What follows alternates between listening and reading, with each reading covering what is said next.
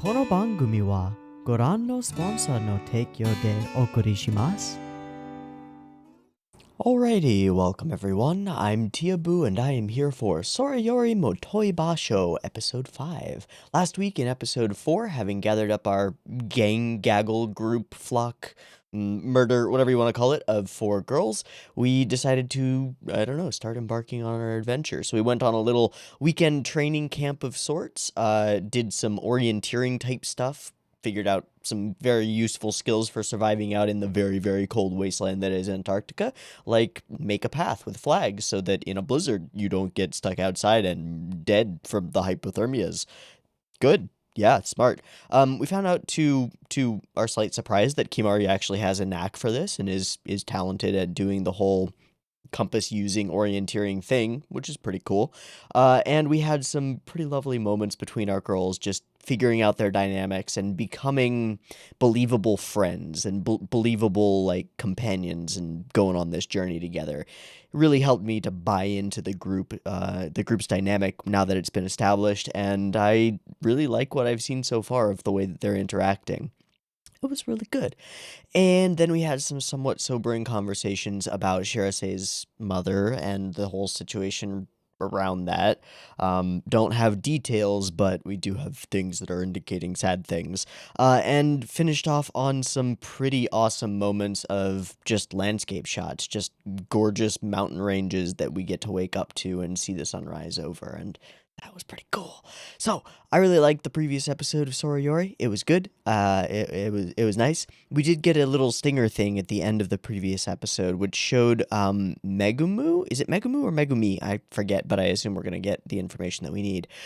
Sort of staring at her phone with an expression that was kind of hard to read because we were pretty far away from her. But it seems like she's not a super huge fan of Kimari going on this expedition, and I'm not sure why, and I'm not sure whether that's going to come to a head in this next episode. I'm going to kind of assume so. And I think it's probably just given the concerns that she's voiced so far, it's pretty reasonable to assume that her concerns, Megumimu's whatever, concerns are around like, oh, this is silly, this is too much, you're giving up school time stuff, this is just ridiculous. And those are the kinds of concerns that we can kind of just barrel through. If it does have some more nuance to it or some more like layers of believability that this character actually feels upset for some reason that Kimari is going on this big expedition, I don't know. That could work. That could work really well. It could also be a matter of like we haven't seen either of them with other friends really. They've been the only duo of friends that we know for each other. But Kimari has now found herself a new group, and she's quickly becoming a part of it and becoming accepted into it and gaining new friends, a whole bunch of them. So maybe it's just simple jealousy, but I don't know. I feel like it's more concern for her friend's well-being and like, are you sure you really want to make this decision, even though we know that she knows that she's sure. I don't know. Could be interesting. We'll see. We've got the episode ready to go, so let's go ahead and watch it and just see how it goes, see how we feel about it. So, I've got episode 5 of Sora Yori Motoi Basho up and ready to go. It's sitting at 0 seconds. There will be 2 versions of this reaction. You can find a picture-in-picture version with the video up there, linked in the description, and a timer-based version up on YouTube. If you would like to do a syncy thing and sync up your own copy with the timer-based version, you're more than welcome to do so. Just get your copy ready because the beep beep timer will be coming at you now.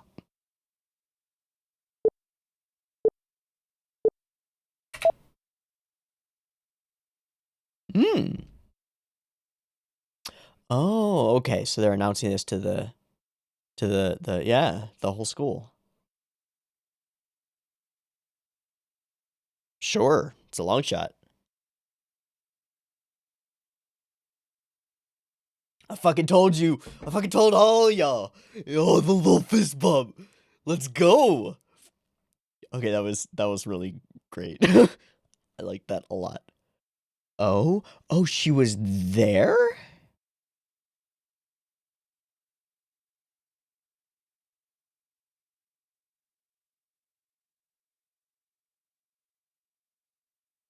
What made you happy?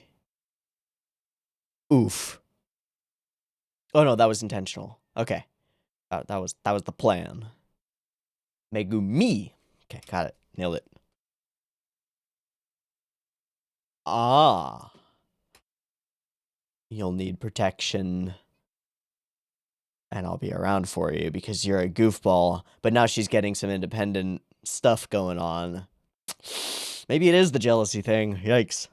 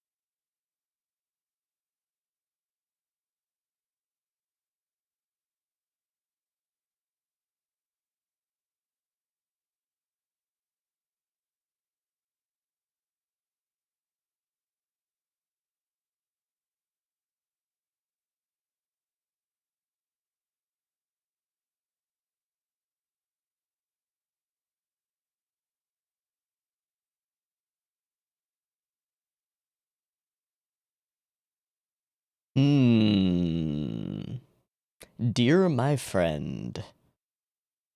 Well, that didn't look awkward at all. Oh, it's modified? Oh, okay.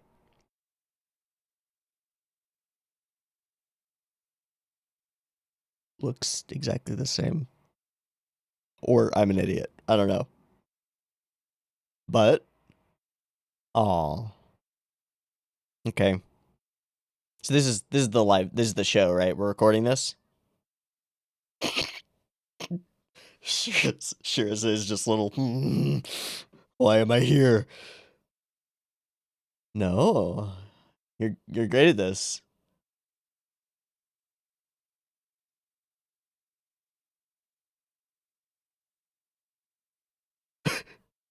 Hasta Australia.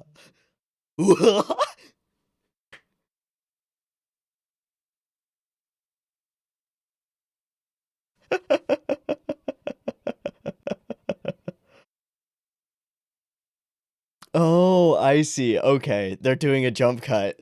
Literally. Okay, got it.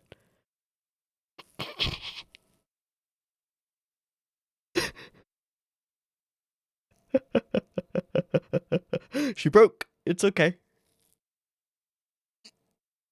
Oh, it's her strength.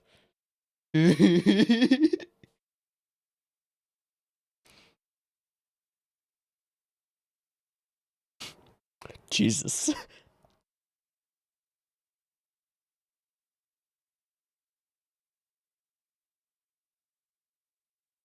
Ah, oh, okay. I thought we split the party. That would have been great. Including body weight. 100 kilograms total. Yeah, but you only bring a couple. Yeah. Normal.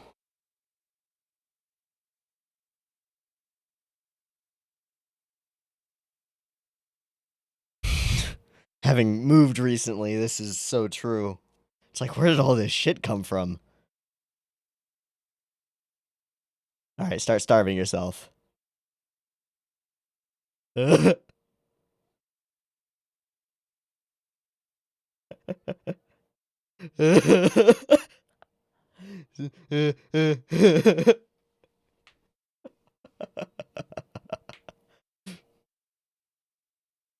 Hey, we got custom boxes.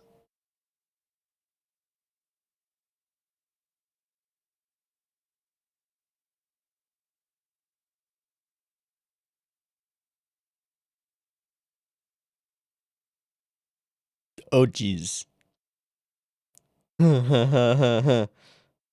Ha.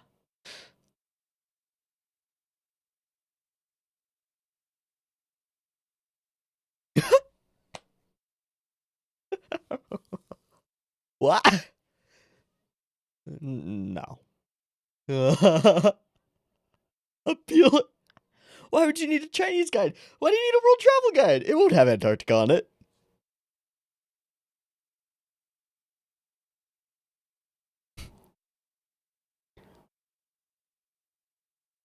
I saw a lot of stuffed animals in there. Okay, I saw at least one stuffed animal in there. Why do you need more stuff? Ooh.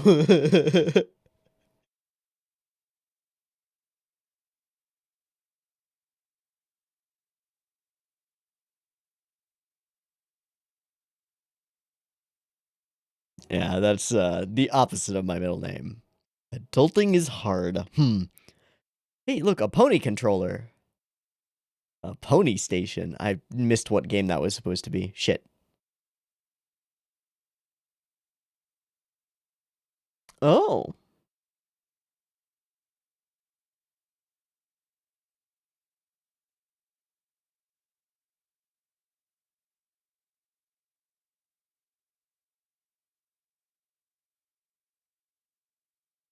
Jeez, that is an out-of-date console. Pen Winter. I have no idea what it's supposed to be.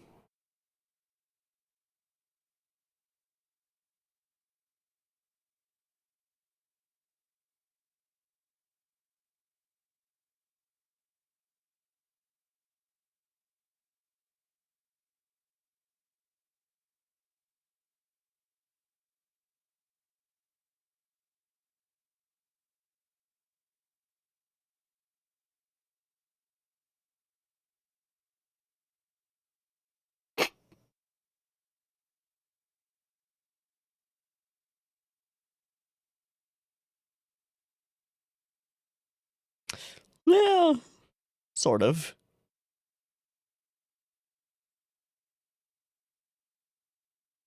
The tone of this conversation is very different on both sides. Oh, who's this other one?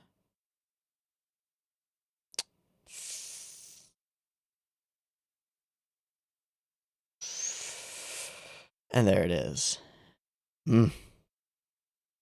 But she's not getting through. Or she doesn't feel like she's getting through. Gonna unplug it.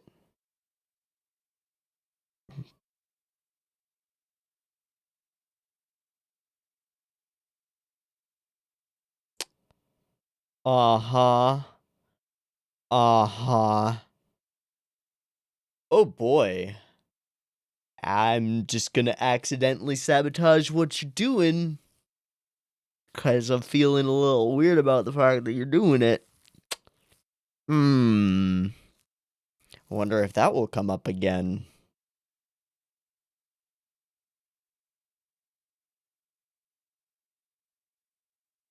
It's a lot of cool stuff on the walls.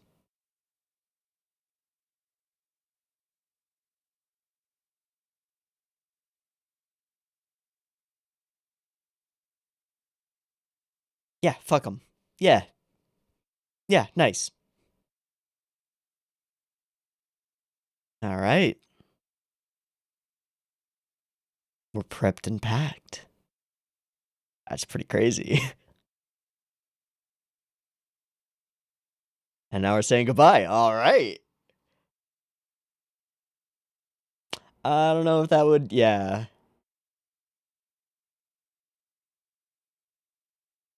Probably. Aww.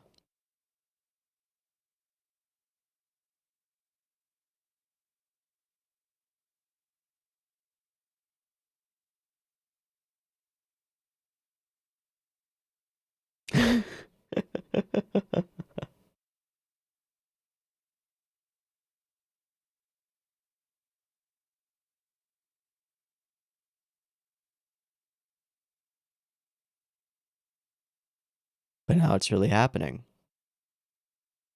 There will always be a few.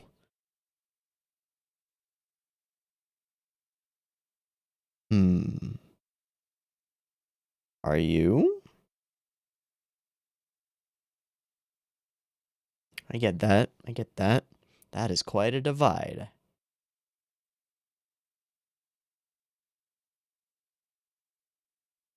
Do they?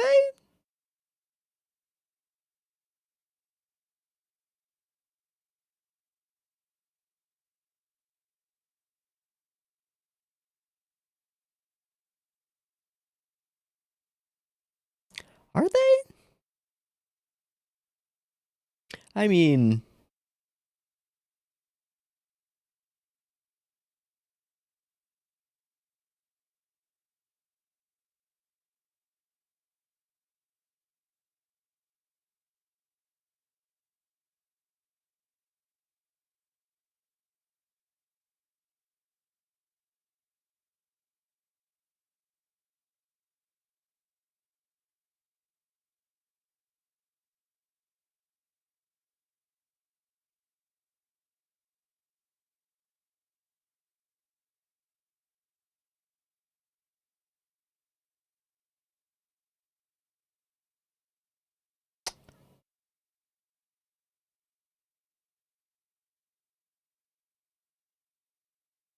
she made it up, didn't she?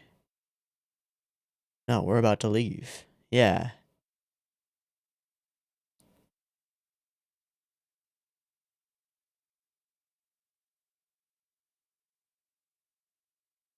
No, you weren't. No, you can't. But it also doesn't matter.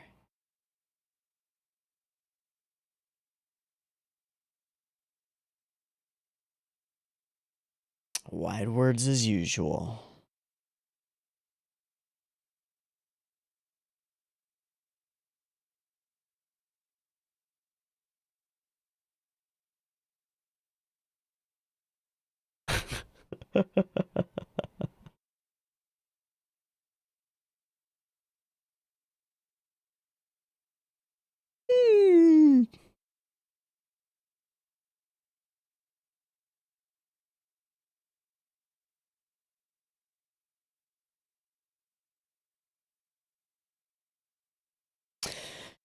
Mm-hmm.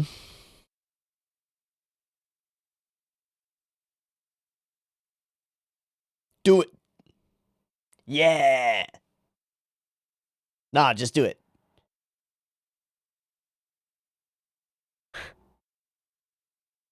Perfect.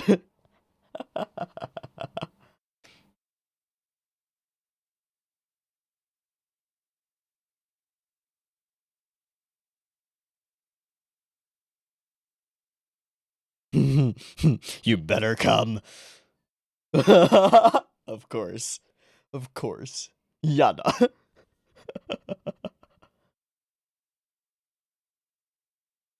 Uh-huh. Come on, how can you stay mad at her? She's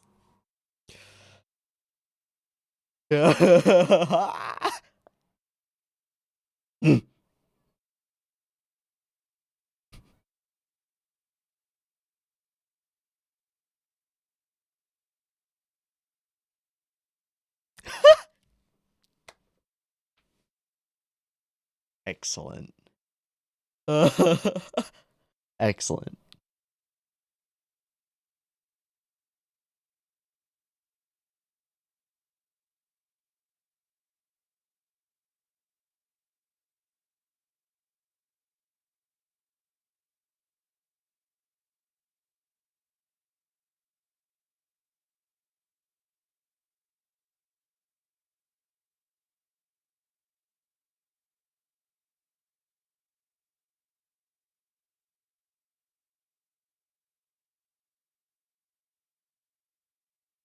Whoa.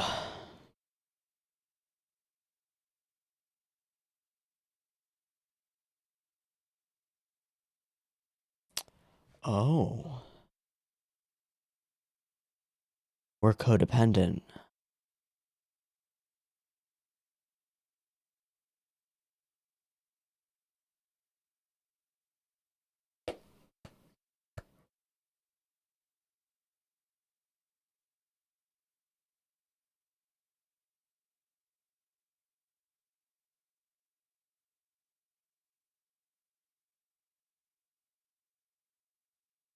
Wow.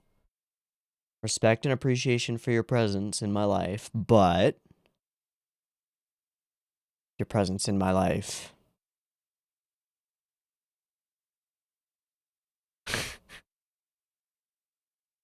What?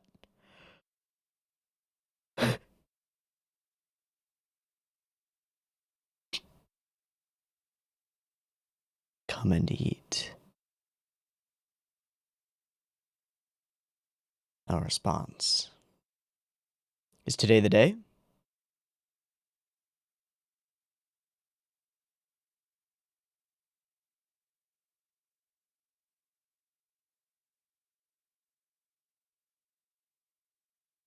Starts like any other.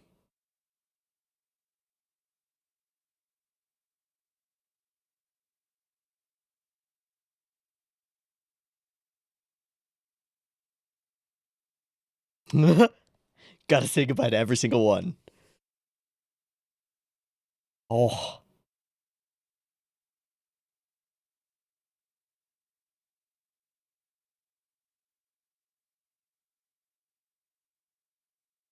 Aww. Goodbye.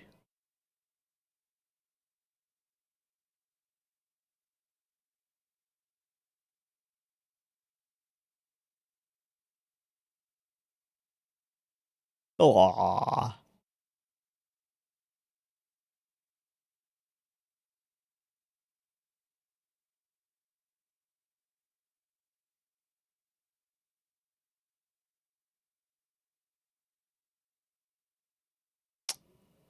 Nagu? Hello.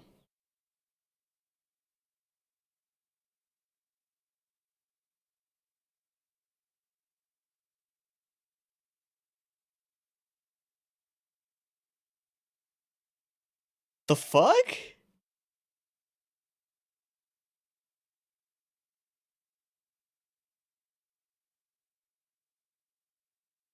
Yeah.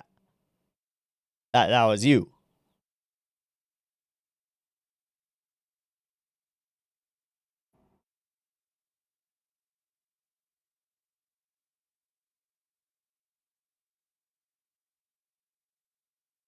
You've been trying to sabotage the operation from the beginning. Uh-huh.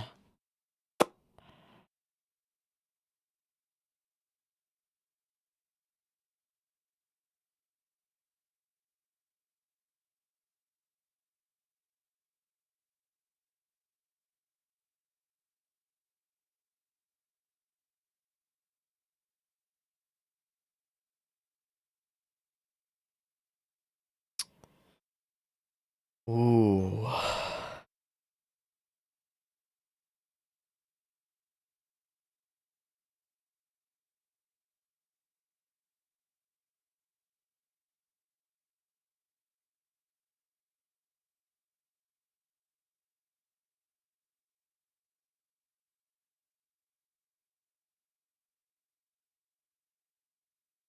Codependence.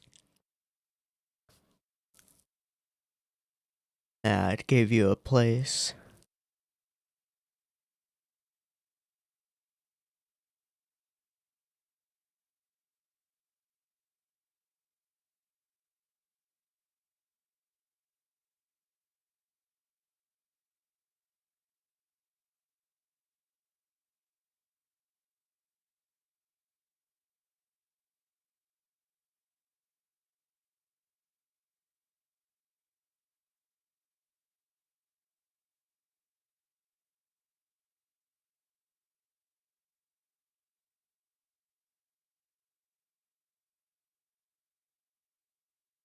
What's your response, Kimari?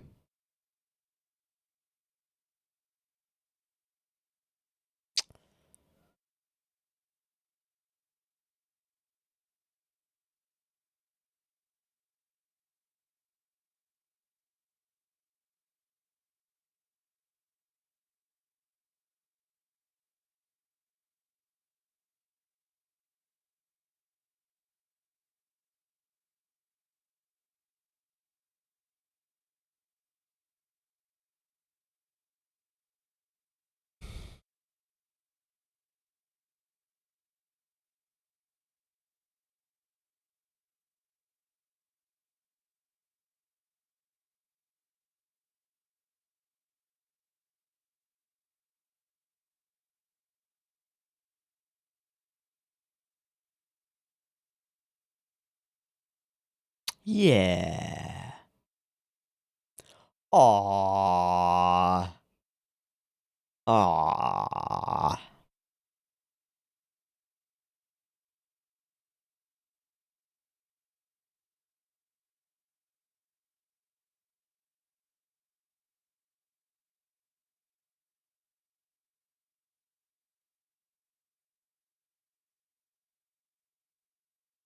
Ah, we're getting ED over visuals. Into motion. Or action, sorry, my bad.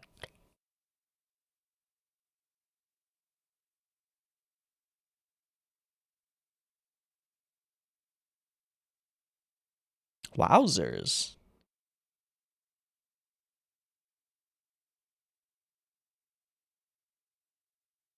This was a surprisingly focused, intimate episode. And not the angle I thought we would take for a departure. But it makes perfect sense.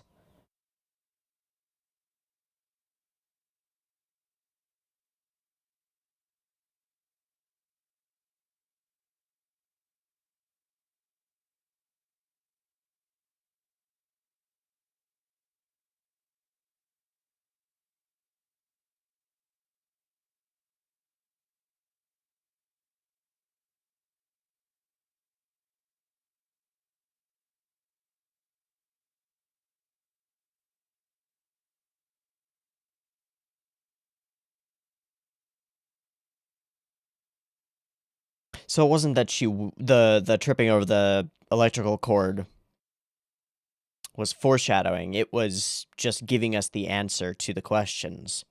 It's not that she will sabotage them, it's that she has been sabotaging them. Yikes. Alright, little preview blurb. We're gonna be in Australia, right? Yeah. Or, no, Tokyo. Yeah. Or, I don't know what the fuck I'm talking about. That's durian. Okay. Durian ice. Sounds gross. I thought this was a really solid episode. I think mostly because it's such a different episode. It is intimate and it is focused. And it's got a specific thing to focus on, and it does exactly that. We're on our way. We're in that awkward moment of transition where we have to decide what to take and what to leave. And we discover that our best friend, who's been there for us from the beginning, well, we have a pretty complicated relationship with her, and she's a weird one. She means well, and she cares about Kimari. But she's also deeply passive aggressive and seems to be like strongly conflict avoidant. So in order to avoid conflict, she does things behind Kimari's back.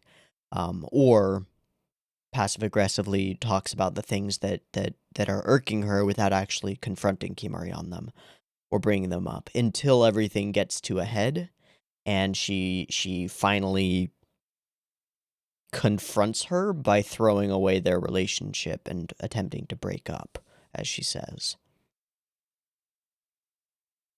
And in doing so, tries to take all the blame and put it upon herself. That's how you make a toxic relationship. But it's also a very human way of acting towards someone that you've been with since you were literally super tiny children. I said it multiple times during the reaction, but we found out by about the 3/4 point of the episode that they are essentially codependent. Kimari relies on Megumi for support and advice and being there and being a bit of a more mature figure in her life, somebody who she can rely on, but by the same token, Megumi relies on Kimari as somebody who depends on her to make her feel like she's needed, to make her feel like she matters. And so watching her start to leave, oof, not good. Suddenly that validation, that source of positive reinforcement for her, poof, it's gone. It's very much like a parent who falls apart when their child eventually leaves home because they were reliant on being relied upon, and without it they have nothing to do, nothing that they feel is worthwhile. Yikes. Yikes.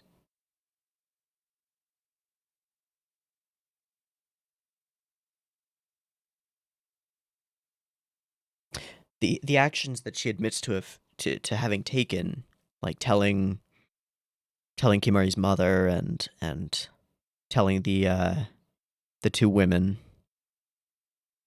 they're twisted, but they're reasonably twisted, sensibly twisted. They make sense. They're the kind of thing, well, they don't. They're irrational behaviors, but they're the right kind of irrational behaviors that humans would make when in a stressed situation. When threatened, in her mind, with losing her friend and source of validation. Ooh, this is a complicated episode. Okay, before we go ahead and do like a full run through on this one, which we are going to do because there are some particular lines that need some more focus. I do want to go ahead and just ANNify this episode and see if we notice anything interesting about the staff, primarily the episode director. This is episode 5. Episode director Koji Sawai, episodes 5 and 10. I've never heard of you. I don't think. He's directed a few things. Storyboard on Dororo, storyboard on Kuroko no Basket. Did work on storyboard and episode direction on Irresponsible Captain Tyler. Sorry. Episode director on Phantom Requiem for the Phantom? Parasite? Huh. Storyboard on Psycho-Pass. Yeah, plenty of stuff in his history. Cool, but none of it that really, like, indicates useful stuff to me. And he also storyboarded the episode, so great. That's all the information that we could possibly get, and it's not super terribly helpful because it doesn't indicate to me anything that I can use to as a lens to interpret the episode. That's fine. Okay. So we start off with an affirmation of like we're doing great and we're about to be off on our way. With this little moment where we stand up to the haters. I'm going. Fuck all y'all. And we get that little fist bump behind the skirts. That's a nice moment. And it's perfect, but it's also there for a reason. It's juxtaposing the new friendship being formed and the fact that we're going gung-ho on this thing with the person who is not quite super happy about that. And that leads us into the little piece of this backstory that we didn't know about before. That Megumi was there. And was always a part of these adventures. But never really going along with. Felt like I had a big sister. Yeah. I felt like I had become a big sister. Sorry. That's more what I meant. Yeah. I came to rely on being relied upon. Megu-chan, girls' tea, the madness, 100 kilograms altogether. And then she's just pouring sugar in, and we're just awkwardly not facing each other. Neat. Okay, so we start off with showing off the boat, and we get some lovely moments of Shirase being really awkward on camera, because she's the best. And being a complete goober. I don't know what the actual tongue twister that they went for was actually, but okay, sure. And laundry is a thing, 100 kilograms, starting to pack. It's pretty great, pretty goofy, pretty lovely. And it leads us to finding this video game console that has been forgotten about for a long, long time by both of them. And so she returns it. And that sparks everything. The conversation that they actually end up having is a pretty neat one. So she assists her. She's relied upon to plug the thing in, pulls it up, starts playing the game, loves playing the game, and Megumi's got her mind kind of somewhere else. But Kimari is like hard focused moving forward. Megumi's wistful and kind of nostalgic, but in a passive aggressive-y kind of way. Like you've done something wrong and the wife knows. Like It's weird. She remembers the story. Keeps prodding her for questions. What does she say here?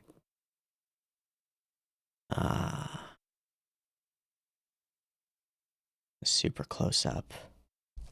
She's pretty weird, huh? Just fishing for something. Anything.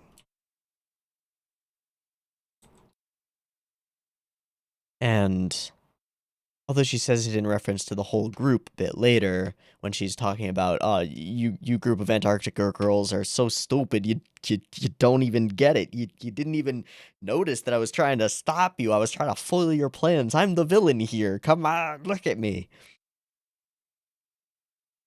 And she's doing it right here. Just like, what? Tunnel vision on the game. Oh, Hinata? Who's that? She's sort of leaning away from her. Oh, the girl from your job? Oh, but Yuzuki, oh, is she the other girl? Oh, okay. I see. So you've got a big ol' harem. And then she drops the classic line, don't push yourself too hard. If you fail, you'll just regret it all the more. The classic line. I thought this was as far as it would go, but I was very wrong. This is her cover. This is her mask. I'm worried about you. I don't want you to get hurt. I don't want you to bite off more than you can chew. This is a cover. The real thing is, I don't want to feel useless with you gone. I don't want you to go and exist outside of me. I'm dependent on you. I'm dependent on your dependence on me. If you start to spread your wings and become more free, or discover that you can obtain the same kind of maturity or care or whatever you gain from our relationship with other people, then why am I here? What's the point of me? Oof. Oof. Looking away, gazing at the thing, setting it up, building to the peak of winning, about to win. And instead of supporting her, she does exactly what she's been doing this whole time, which is she pulls the rug out from under her, cuts her legs out from under her, makes her topple. Oops. My bad. Sure. And as warm-hearted as she is, Kimari doesn't even notice, doesn't even pick up on it.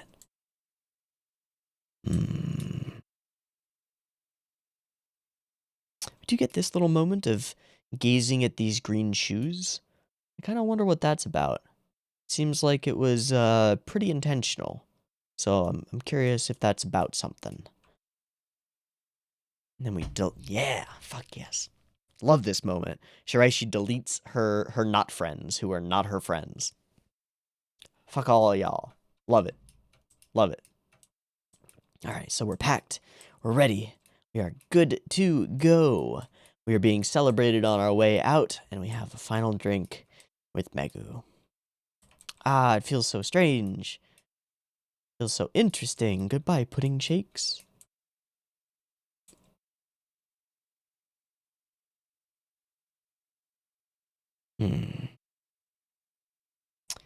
Feeling lonely? Projecting?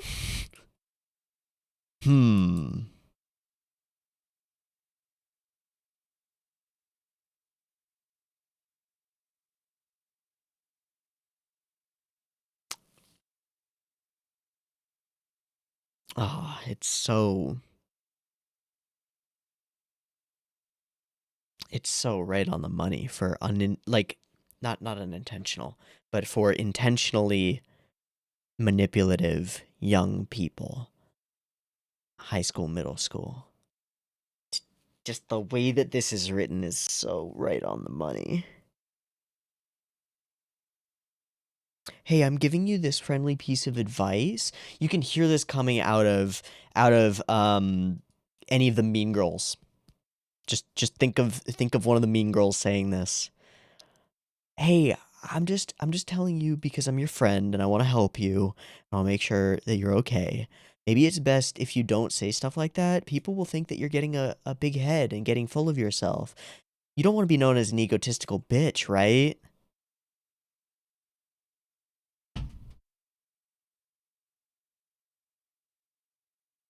Hmm. People will talk about behind your back. The rumors have already started.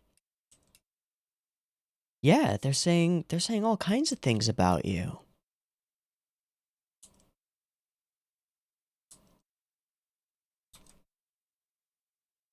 And so we face off. But they don't. You do. And even that isn't necessarily true. You're just kind of lashing out. And then it twists into, should you really be leaving with all of this unresolved? Maybe you should stay here and make sure that all this blows over. Make sure people don't have all this time to gossip about you while you're gone. Uh-huh. Uh-huh. It's only gonna get worse. And as she's speaking, squirrel! Kimari gets distracted because she's a goober and because she's focused on the right things. She's not too worried about this whole situation. And the other girls are here. So she has to try again. Introduce her to all her friends, put on a happy face about it all, immediately try to leave. I don't want to get caught. Kind of.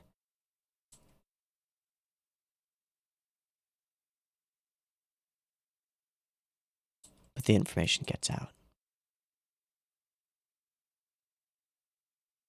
Gotta love Hinata in this situation. Just being kind of even keeled about it and like, look, we're leaving tomorrow. It really doesn't matter. This is pretty unimportant. Let's just chill.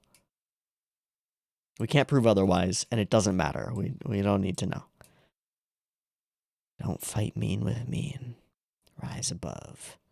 Again with the Hinata quotes. Absolutely lovely, and something that Kimari just absolutely takes to heart. And is exactly what she does at the end. Which I think is pretty nice.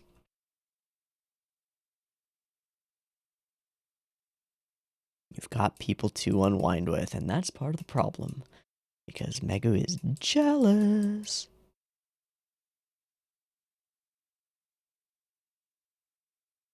Smoothing it all out, huh? You're invited. You must. You must.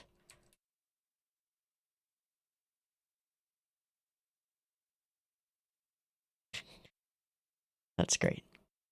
But then we split up so that we can have our little moments here. And for the second or third time, I thought it was going to end here.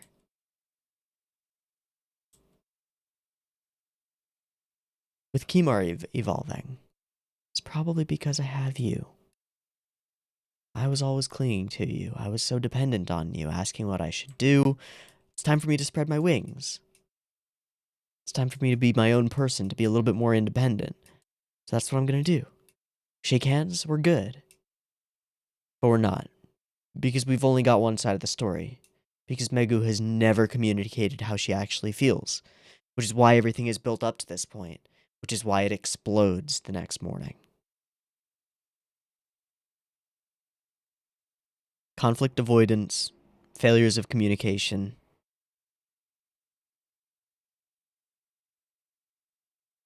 and codependence. Alright, so we get our dope dinner spread. Wake up that morning. It's kind of a normal morning in every way. Except we're getting the gear together and getting going.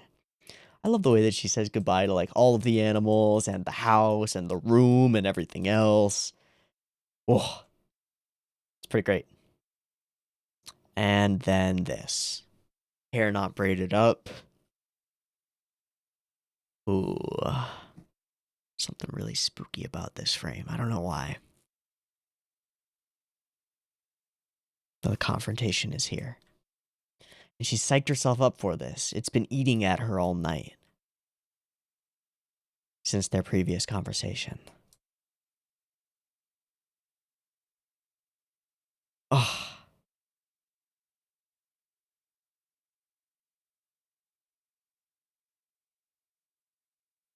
And they do the most asshole thing, which is you have a character drop heart-stopping, heart-crushing lines of dialogue with like a slight smile as though they're completely confident in what they're saying and sort of open sad eyes. Aw, you fuckers. Ugh. Ugh, it's cruel. It's cruel. We're not friends anymore. I'm the one who spread all the rumors about you. I'm the bad guy. Hate me. Hate me.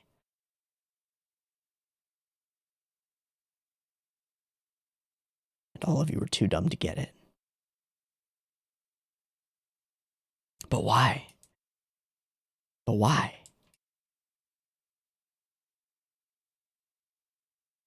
Because I needed you as much as you needed me. Maybe more. Maybe more.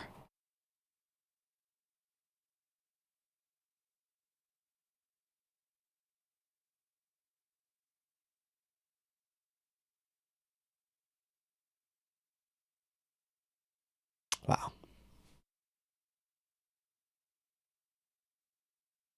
I think that was really well done. So this is the departure episode. From this, everything changes.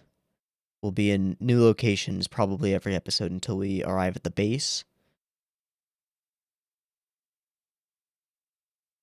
So. Cool. This is the turning point. I suppose episode 4 is the turning point because they were all together. But this is the turning point because they're actually embarking, you know? They're setting off. They're gonna do the thing. That's cool.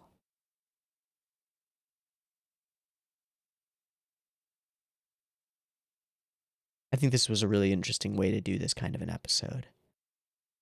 You have this character who's been there from the very beginning, one of the very first characters that we meet because she's Kimari's best friend. Gain an arc in this one episode. In a pretty cool way. I will say that I hope that we continue communicating with Megumi on our journey. To some extent. I hope this isn't the very last we see of her. Because I would like to see her grow. Beyond what I would call a pretty petty set of moves that she made. Understandable, but petty.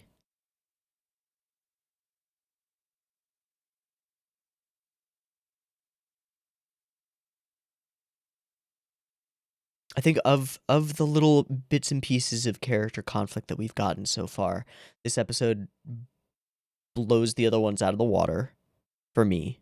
I thought it was really well written. I thought that the nature of a lot of Megumi's lines hit the nail on the head in an interesting way. They nailed that slightly twisted logic that people who are in the wrong will often use. Who are in the wrong and know to some extent that they're not quite in the right. They're at least in a gray area. Use that kind of twisted logic to shape their words and the way that they function. And that's exactly what she does over and over and over, over and over and over the course of the episode. I think it takes a really deft touch to write nuance into character dialogue like that. And I think it takes a deft touch to convey that kind of stuff through body language and framing, which I think we did really excellently, most excellently here in this sequence, where we get this shot, this angle, and then the close-ups on her face and her hands, and even the super close-up here when she starts questioning Kimari, but not really. Just passive-aggressive about it. All of that ends up being conveyed by the framing as well, and I think it's really well done. All right. So, in an episode that could have been big and wide and broad and bombastic as we set off on our journey. Instead, we focused small, and I think it was the move to make. It made leaving a personal thing, and I think it elevated Megumi as a character from just the friend of Shiraishi to somebody. I'm sorry, just the friend of Kimari to somebody who is real and human. Um, and wrong. And I think that's pretty cool. I think it's a really well written wrong character. And you don't see that all that often. Not when so many anime villains are like full on mustache twirling, wahaha, I'm just evil because I'm evil.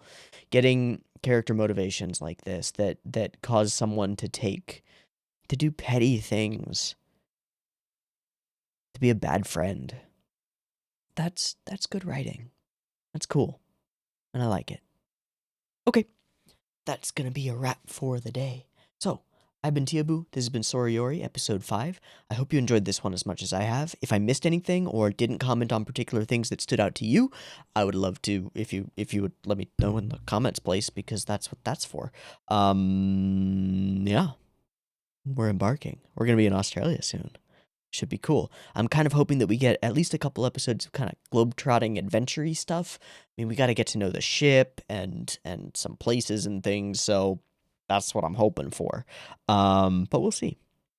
In any case, we'll pick up next week with episode 6. I hope you enjoyed this one. I hope to catch you there. Peace.